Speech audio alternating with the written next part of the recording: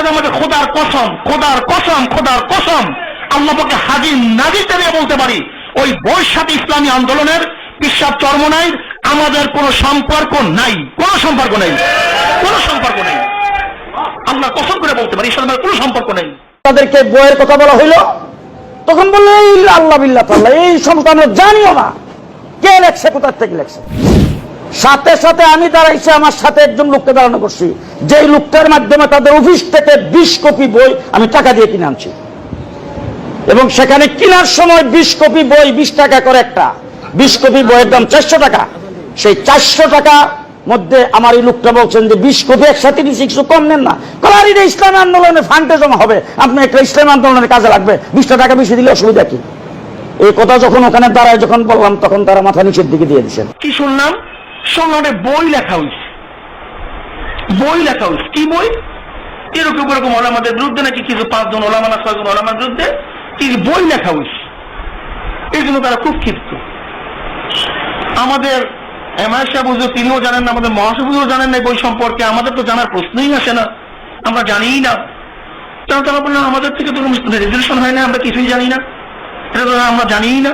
কারণ আপনাদের অফিস থেকে বিক্রি হচ্ছে, তো তাও আমরা জানি না। আর অফিসটা তো আপনারা দেখেন বড়, আমরা থাকি এই সাইডে, এই দিকে কোনো ঘটনা ঘটতেও পারে, তারা ষড়যন্ত্র কিন্তু সব জায়গায় থাকতে পারে, এটা অস্বীকার করার কিছু নেই।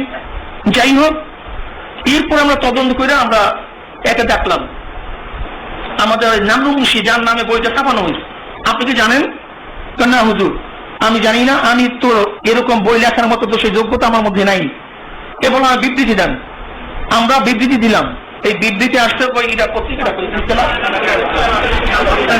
ইনকিলাব দেখছেন কিনা অনেকেই, ইনকিলাবে আসছে। এরপরও আমরা বললাম হুজুর এই বইয়ের সাথে আমরা সম্পৃক্ত না, আমরা জানি না, আমাদের সংগ্রহ সম্পৃক্ততা নাই, তাহলে আছে।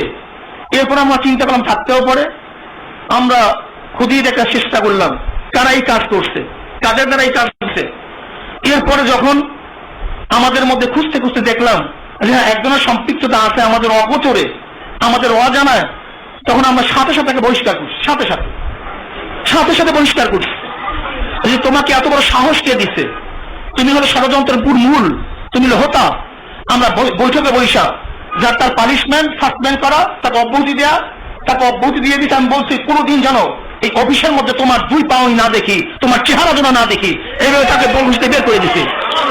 ঈশ্বর আমাদের খোদার কসম খোদার কসম খোদার কসম আল্লাহ পাকে হাজির নাজির দিয়ে বলতে পারি, ওই বৈশাখী ইসলামী আন্দোলনের বিশ্বাস চরমনায় আমাদের কোনো সম্পর্ক নাই, কোনো সম্পর্ক নেই, কোনো সম্পর্ক নেই।